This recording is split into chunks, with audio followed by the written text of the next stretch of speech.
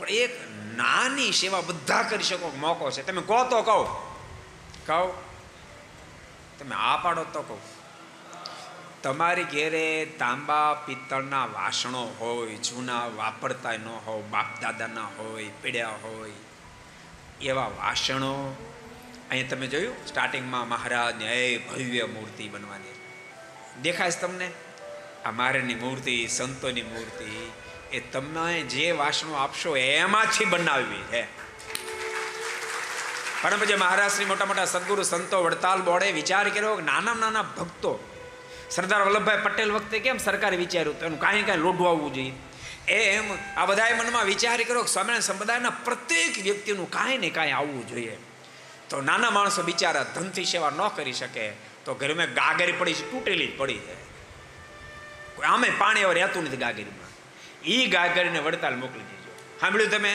સુનાઈ દેતા હે મેરી બાત?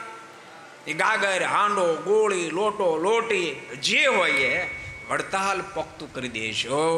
એ ધાતુમાંથી આ ભવ્ય ભગવાન સ્વામિનારાયણની મૂર્તિ, સંતોની મૂર્તિ બનશે.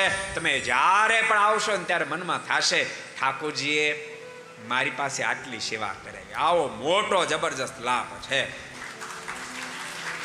તે ગામના લોકો ભેગા થઈને ગામમાં ભેળા કરવા, હાંડા હાંડ એવું જે ગોળી લોટા લોટી ભેગા કરવા, અને પછી 2-3 જણા ભેળા મળી અને કોથળા ભરી વડતાલ આપી જવા.